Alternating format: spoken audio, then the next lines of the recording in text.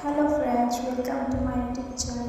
মই আজি আপোনালোকক কঁঠালৰ চব্জি এনেকৈ বনাই শিকাম।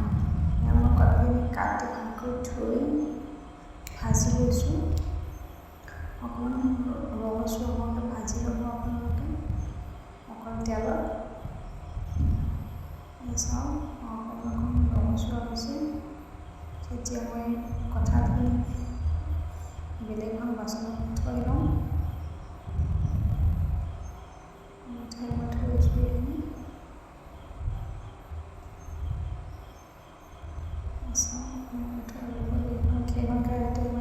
অকণমান তেল দি কঁঠালৰ চব্জি আৰু মই এইটো নতুনকৈ আহিছোঁ ইউটিউবত চাবলৈ সকলোৱে মোক সহায় কৰিব। ইয়াত তেলত মই অকণমান জিৰা গুটি দিছোঁ, 3টা শুকান জলকীয়া মই পেষ্ট কৰি লোৱা, পিঁয়াজ, আদা নহৰু লগতে বিলাহী দিছোঁ তেলত। ভালকৈ এইখিনি ভাজি ল'ব। চাওক ধুনীয়াকৈ পানী উঠি গৈছে। তাৰপিছত মই কঁঠালৰ চব্জিখিনি দিছোঁ ইয়াতে। মছলা এতিয়ালৈকে একো দিয়া নাই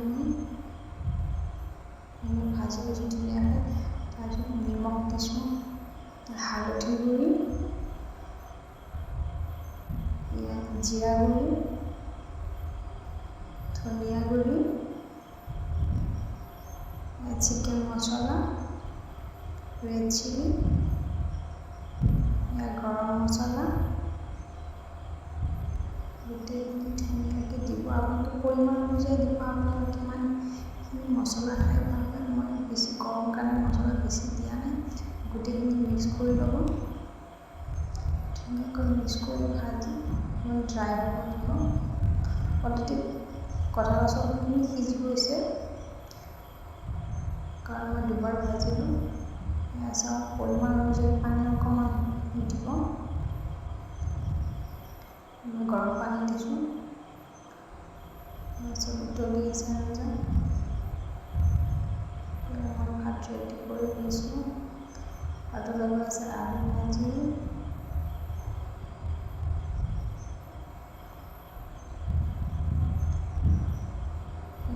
শাক ভাজি, চচৰি বনাইছোঁ কৰি মেলি মই বেলেগ এটা ভিডিঅ' বনাই দেখাম আপোনালোকে কেনেকৈ বনাই আছে। কঁঠালৰ চব্জি দেখিবলৈ ইমান ধুনীয়া আছে চব্জিখিনি। মই আপোনালোকক ফিনিচিঙত চব্জিখিনি দেখুৱাব নোৱাৰিলোঁ, ভিডিঅ' কৰিব ৰৈ গ'ল। চাওঁ ধুনীয়াকৈ সজাই দিছোঁ।